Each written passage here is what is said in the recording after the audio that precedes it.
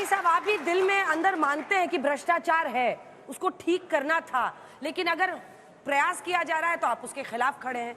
क्या आप लोगों को क्या दिक्कत है? देखिए, मुझे थोड़ा सा अनइंटरप्टेड टाइम दे दीजिएगा, उसके बाद शायद मैं ना बोलूं। मैंने दोनों हाउसेस की डिबेट को बहुत गौर से सुना है, पूरा समय दिया है। 12 घंटे तो हाउस में, लोकसभा में, और तकरीबन इतना ही राज्यसभा में जो बहस हुई, 3 चीजें मेरी समझ में आई। पहली चीज ये कि हमारे देश की डेमोक्रेसी इतनी वाइब्रेंट है कि रात में 3 बजे तक भी दोनों हाउस बैठ के काम करते हैं। सारी दुनिया ने इसको देखा है और मैं समझता हूं कि देश जितना अप्रिशिएट कर रहा है, दुनिया भी उसे अप्रिशिएट करेगी कि India has a vibrant democracy. Number 1। Number 2, मुझे समझ में आया सबको सुन के कि सेकुलर खुद को कहने वाली पॉलिटिकल पार्टीज कितनी बड़ी पॉलिटिकल हाइपोक्रेट है। उन्होंने उसका सबूत 24 घंटे की उस डिबेट में दिया। किस तरीके से दिया? साइड तो नहीं बैठ गए हैं। नहीं, मैं तो आप मुझे अपनी जगह बिठा लीजिए दरमियान में। क्या हिपोक्रेसी है? सदन में ट्रेजरी बेंचेस ने, लोकसभा में 6 घंटे तकरीर की ट्रेजरी बेंचेस के लोगों ने, अमित शाह जी से लेके और संबित पात्रा तक झूठ पे झूठ बोले गए। लेकिन इनमें से कोई रिसर्च करके नहीं आया था कि उस झूठ को, एक झूठ को भी वहां एक्सपोज कर दे। इवन ये कि एक बिल पेश करने से एक दिन पहले माइनॉरिटी मिनिस्ट्री ने एक एक्सप्लेनर जारी किया था 3 या 4 पेज का। इनमें से किसी ने वो तक नहीं पढ़ा।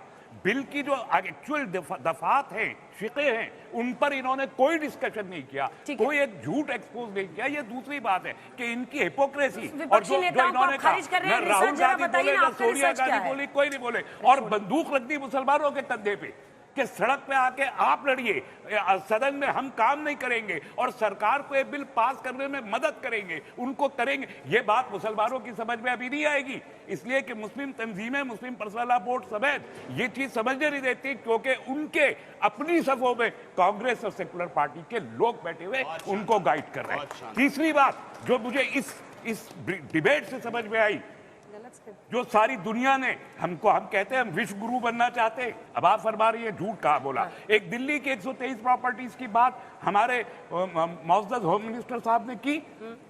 1911 से लेके अब तक उसकी क्रोनोलॉजी अगर मैंने बताई तो 40 मिनट आपका प्रोग्राम उसी में चला जाएगा।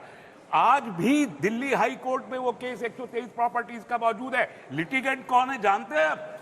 लिटिगेंट है विश्व हिंदू परिषद और दिल्ली वक्फ बोर्ड। ये बात नहीं कही। 2016 में इसी बीजेपी की सरकार ने 1 मेंबर कमेटी नॉमिनेट की, उसकी रिपोर्ट आई, आज तक पब्लिक नहीं की गई, और उसे पब्लिक किए बगैर 2 मेंबर कमेटी बनाई, और उस 2 मेंबर कमेटी की रिपोर्ट में भी उस लैंड एंड बिल्डिंग डिपार्टमेंट ने वक्फ बोर्ड को लिखा था कि हमारा दावा है, वक्फ बोर्ड गया। और इलेक्शन कमीशन पे ये ऐसे कई झूठ। संबित पात्रा जी ने कहा पूरे मुस्लिम दुनिया में कई मुस्लिम कंट्रीज के नाम ले लिए कि वहां पर कोई भी वक्फ नहीं है। मैं बताता हूं, तुर्की में पूरा का पूरा वक्फी बैंक जी वक्फ के नाम पे चल रहा है, और इस झूठ को किसी ने एक्सपोज नहीं किया। अगले दिन आपने जो है पार्लियामेंट में, राज्यसभा में डिबेट कहां से शुरू कर, मल्लिकार्जुन खड़गे शुरू नहीं करते, नासिर हुसैन साहब लीडर ऑफ अपोजिशन मल्लिकार्जुन खड़गे थे। अनुराग जी कह रहे हैं कि उनको बोलने दीजिए, कह रहे हैं आप उन्हीं पे बरस पड़े, इधर बिठाया था आपको। चलिए शादाब जी बताइए। बहुत धन्यवाद, हो गया जल्दी फिर। सबसे पहले तो बधाई आज तमाम गरीब मुसलमानों की तरफ से, और गरीब मुसलमानों की तरफ से बधाई इसलिए कि पसमानदा समाज जो अपने आप को ठगा हुआ महसूस कर रहा था, उस माननीय प्रधानमंत्री मोदी जी ने उम्मीद की जो किरण दिखाई थी, आज वो उम्मीद कहीं ना कहीं धरातल पर उतरती हुई नजर आ रही है। माननीय प्रधानमंत्री जी का, माननीय गृह मंत्री जी का और माननीय अल्पसंख्यक कल्याण मंत्री जी का तमाम अल्पसंख्यक और पसमानदा समाज की ओर से बहुत बहुत मुबारकबाद। ये ईदी मिली है पसमानदा समाज को, आज ईदी मिल गई है। ईद के बाद कहते थे सौगाते मोदी, ये है सौगाते मोदी, आज मिली है सौगाते मोदी, हक मिला है। क्या होगा? खुशहाली की नदियां बहेंगी। बता रहा हूँ अभी बहुत अच्छी बात कही। क्या होगा? मैं बता रहा हूँ अभी बहुत अच्छी बात कही कि ये एक ही सफ में, अभी वो बता रहे थे, ओवैसी साहब कह रहे थे हमें 2म दर्जे का नागरिक बना दिया। मैं तो ये समझा कि वो बार बार ये बताने की कोशिश कर रहे हैं कि राहुल गांधी ने 2म दर्जे का नागरिक बना दिया, क्योंकि बाकी तो बोले राहुल जी 100% वोट मुसलमानों के लेने की बात करते हैं, लेकिन नहीं, नहीं बोले, मुंह पे पट्टी चिपक गई। मुसलमानों के लिए दो अल्फाज उनके पास नहीं थे, इसलिए उन्हें लग रहा है कि वो दोयम दर्जे के नागरिक बन गए। सर मैंने बोला नहीं, बीच में मेरी बात आने दीजिएगा, फिर बोल। मैं आ रहा हूं मैं सर, आप ही के पास आऊंगा। कल तक मैं ये कह रहा था कि इन्होंने कहा शायद ये चाहते हैं कि गैर मुस्लिम, इन्होंने कहा गैर मुस्लिमों पे बड़ी दिक्कत है, आप भी गैर मुस्लिम हैं, आपसे भी दिक्कत है, और हम ये कह रहे हैं अरे सुनिए ना सर, आपत्ति आप समझ नहीं रहे मुसलमानों के लिए, आपके सहयोगी दलों को आपसे भी दिक्कत है, आप गैर मुस्लिम हैं। अरे इतने लोग आपको देख रहे हैं, आप कितना कर लीजिए, आने दीजिए ना सर। कल आएंगे तब तक डिबेट खत्म हो जाएगी, हम घर चले जाएंगे। समान नागरिक कानून एक के जैसे के लिए, यही तो कह रहे हैं आप। ओवैसी साहब यही कह रहे हैं ना, हमारे साथ एक जैसा कानून चाहते हैं ना सबके लिए, तो आने दीजिए यूसीसी को, कह दीजिए गरीब मुसलमान। अभी आप यूसीसी चले गए। आ रहा हूं सर, आप उत्तराखंड में यूसीसी, आप उत्तराखंड में अरे मैं तभी तो बोल रहा हूं लागू कर देते, उत्तराखंड में तो सहमति तो दे दीजिए। आइए। पहला टर्न था, मैंने किसी को डिस्टर्ब नहीं किया, मुझे भी ना करें। अभी एक बात और कही, मुसलमान एक है, अखिलेश जी को मैं सुन रहा था, एक है मुसलमान, इन्हें बांटने की कोशिश करिए, मतलब एक ही सफ में खड़े हो गए महमूद अयाज, ना कोई बंदा रहा ना कोई बंदा नवाज। देवबंद के अंदर, उत्तर प्रदेश के अंदर शेखजादों का कब्रिस्तान, सैयदों का कब्रिस्तान, पठानों का कब्रिस्तान, गरीब मुसलमानों को अपने कब्रिस्तान में दफन नहीं होने दे रहे। ये क्या एक ही सफ में खड़े हो गए, किसको बेवकूफ बना रहे हो? कह रहे बंटवारा तो यहाँ किया है इन्होंने, गरीब मुसलमानों को उनका हक मिले, अमीरों से छीन के जो वक्त गरीबों के लिए था, इस पे अमीर बैठे हैं। इन अमीरों से गरीबों को हक दिलाना है, इसलिए मोदी जी एक्ट लेके आए। अमीर कौन है? अमीर अकबर अहमद गंपी, आपके सांसद। तो आप अमीर हो तो फिर कह रहे हो कैसे? मैं कहाँ अमीर हूँ? आपने तो कहा चेयरमैन है आप। अरे मैं गरीब आदमी हूँ भाई। वक्फ बोर्ड के चेयरमैन है। चेयरमैन अमीर होता है। अरे वक्फ बोर्ड के चेयरमैन आप हैं। आप अमीर समझते हैं गरीबों की मदद की। अमीरी गरीबी पे आप बात मत कीजिए, इमरान भाई पोल खुल जाएगी। अगर चाहते हैं कि टेबल के नीचे जो है ना बताएं तो आगे बढ़िए, अमीरी गरीबी पे चर्चा मत कीजिए। प्रोफेसर जुनैद हारिस साहब बोलिए जल्दी के साथ अपना पॉइंट बोले। ये मत कीजिए। अच्छा मेरी कौन सी बिरादरी है? आप मुझे आपकी नहीं पता, मेरी बता दो। आप भदौरिया हैं। अरे तो मैं हिंदुस्तानी हूँ, भदौरिया क्या होते हैं? कपड़े पहन के आज तो इमरान भाई हैं आप, इमरान प्रताप हो गया इनका काम। ये जाति की बात कर रहे हैं, मत उलझिए प्रोफेसर जी। बहुत क्या दिक्कत है? हाँ, बहुत बहुत शुक्रिया। देखिए अब तो ये बिल पास हो चुका है, हाँ। और जो चीज़ें इन्होंने पेश की मैं उसके हवाले से चंद चीज़ें आपके सामने रख रहा हूँ ताकि टू द पॉइंट बात हो सके। मैं जानना चाहता हूँ कि 70 सालों में कांग्रेस ने वक्फ की बहुत सी ज़मीनों को बेचवा दिया, आपने क्या प्लान किया है उसको वापस लाने का? ये अच्छा, मैं इसीलिए लग रहा है आप दोनों आज गलत साइड बैठ गए। नहीं, गलत साइड नहीं, आपने क्या प्लान किया है? एक चीज, एक सवाल है। दूसरा इस बात का जरूर, और उन लोगों को जिनके जमाने में बेची गई वो जेल तो जाएंगे ना, और वो कर्मचारी जाना चाहिए। अच्छा अब आगे सुन लीजिए। कुछ सरकार भी करेगी, आप ही करेंगे सर? सरकार करेगी, हम भी करेंगे, सरकार भी करेगी। तो आप सरकार में हैं। दूसरी बात जो सबसे इंपॉर्टेंट बात मैं आप लोगों की जानकारी के लिए भी बताना चाहता हूँ, वक्फ मिठाई की दुकान नहीं है जी, जब जिसको जो जी में आया उसको उठा करके दे दिया जी।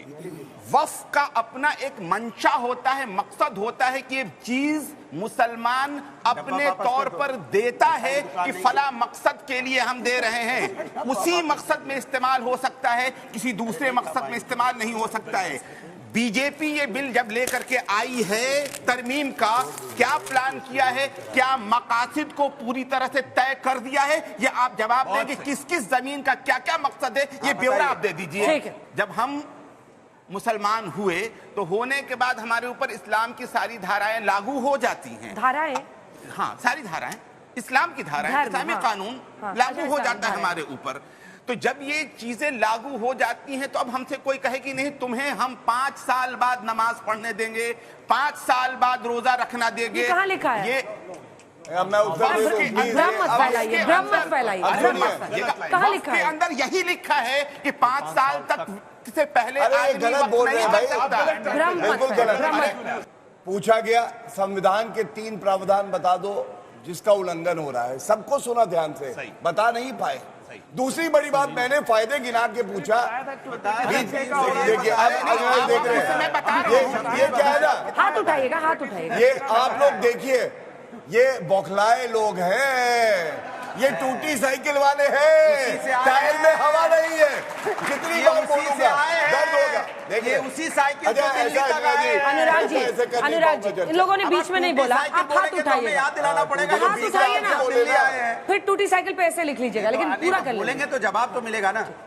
दूसरी बात, वहीं से शुरू करता हूं जहां से इन्हें दर्द हुआ था। दर्द होना चाहिए, इनके लिए अच्छा है, भारत पे बोझ है ये लोग। मैं आपको बताता हूं, देखिए मैंने कहा था 3 फायदे बता रहा हूं, और सारे लोग यहाँ बैठे हैं, बड़े जानकार हैं, इनको छोड़ के टूटी साइकिल वाले को बताइए कि 3 नुकसान क्या है। इन्होंने 3 नुकसान नहीं बताया, उसको टूटी फिर कांग्रेस के प्रवक्ता है, नहीं बोले अगर टूटी साइकिल बोलेंगे अंजना जी मैं बोलूंगा, आप अपनी बात तो बार-बार क्यों बोल रहे हैं? भड़काने के लिए बोल रहे हैं। सुनिए, आपको भी शांति से डिबेट पसंद नहीं है। समाजवादी नहीं थे, समाजवादी से यहाँ तक आए, समाजवादी ने कुछ नहीं दिया है, लेकिन उसी को टूटी साइकिल बोलते हैं। बताइए इसको क्या बोला जाएगा? व्यक्तिगत मत कीजिए, नहीं बोलेंगे तो क्या बोलेंगे? बार-बार टूटी साइकिल बोलोगे तो टूटी साइकिल एक बार नहीं, 100 बार चल के बोला है, उसी साइकिल तक आप दिल्ली तक पहुंचो, टूटी साइकिल ही आपको बोलेंगे। सम्मान करना चाहिए, किसी साइकिल ने आपको सम्मान दिया है, उसका सम्मान करना चाहिए। ये बेट पटकने से बुद्धि ऑन नहीं होती है, यहाँ नहीं है तो नहीं है। टॉपिक पे हाँ सुनिए, दूसरी बात, कांग्रेस के प्रवक्ता से मैंने सवाल किया, मैंने कहा राहुल गांधी, सोनिया गांधी, प्रियंका गांधी वाड्रा क्यों नहीं बोली, वो लोग कहां थे? तो इन्होंने क्या कहा, मोदी जी नहीं थे। तो मैं एक बात कहता हूं, अभी तो मोदी जी नहीं थे, अमित शाह जी है, तो ये हाल है तुम्हारा। जब जब आई नरेंद्र मोदी जी की आंधी, उड़ गया राहुल गांधी, ये बात याद रख लेना। तीसरी बात बताता हूं, मैं आपको बताता हूं कि ये गैर संवैधानिक क्यों है। अनुच्छेद 14 ए कह रहे थे टूटी साइकिल वाले, अनुच्छेद 14 में ए नहीं होता, अनुच्छेद 14 केवल अनुच्छेद 14 पड़ेगा। हमें उसकी बात नहीं है, मुझे दर्द इस बात का होता है कि इतना एहसान फरामोश हो सकता है क्या? आप ही की खुशहाली लाने आए हैं, इनकी तरह नहीं है। सुनिए क्यों असंवैधानिक है, सुनिए, अनुच्छेद 14 कहता है सब बराबर है, धर्म पे भेदभाव नहीं हो सकता है। 15-16 भी यही कहता है। आप मुझे बताइए, एक समाज एक धर्म के लिए आपने ट्राइब्यूनल बना दिया, दूसरे समाज सिखों के लिए, ईसाइयों के लिए क्यों नहीं बनाया?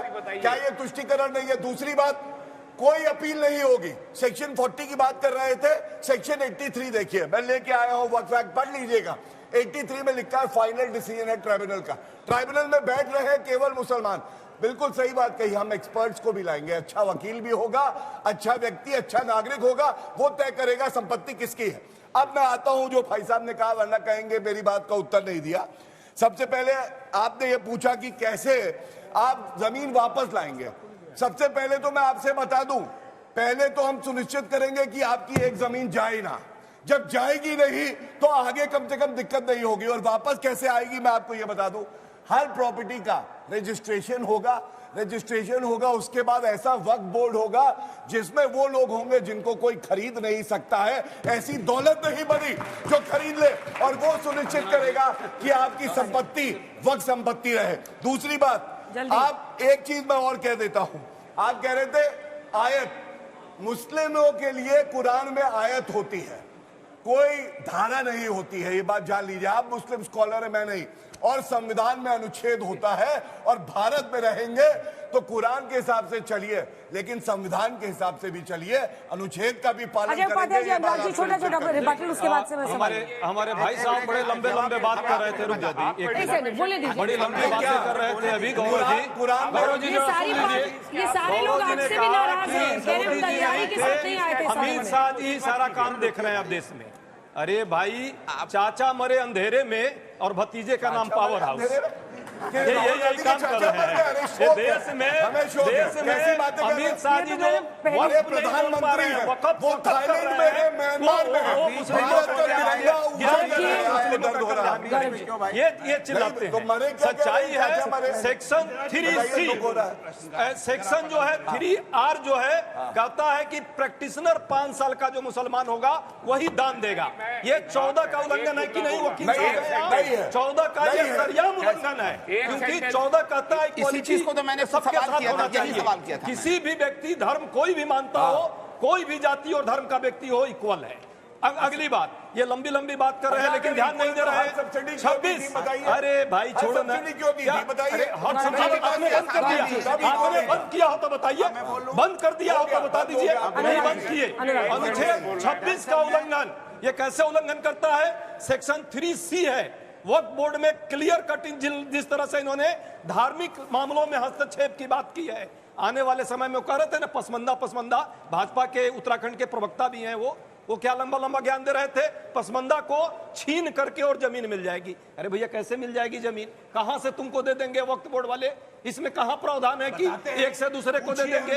तो ये झूठे तर्क देकर आप क्यों बरबा रहे हो मुस्लिम समाज को? उत्तर देंगे, ठीक है, मोदी जी आपको मंत्री बनाते हैं, लेकिन इससे नहीं चलेगा। ये झूठा नहीं आप पर समाइए। दूसरा एक बात 10 सेकंड के बाद बंद कर रहा हूं। भाई साहब बड़े अच्छा, गौरव जी को यहीं से दिक्कत हुई है क्योंकि वो इतना अच्छा बोल रहे थे, लेकिन याद कर लीजिए, याद कर लीजिए, अरे गर्व है भैया, ऐसे और मुसलमान हो, भारत आगे बढ़ेगा।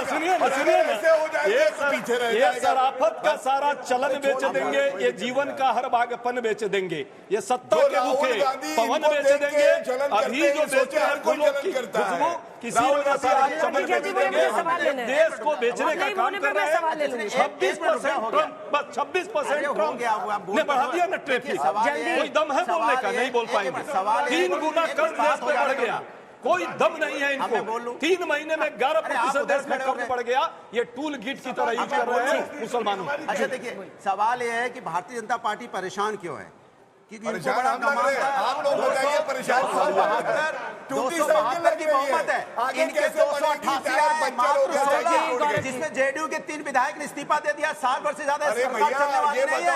ये 288 वोट ला के इन्होंने बहुमत पास किया है, 272 चाहिए होंगे। अब जेडीयू इनके साथ से जाएगी, टीडीपी भी जाएगी, तब इनके पेट में दर्द होगा, इसलिए परेशान है।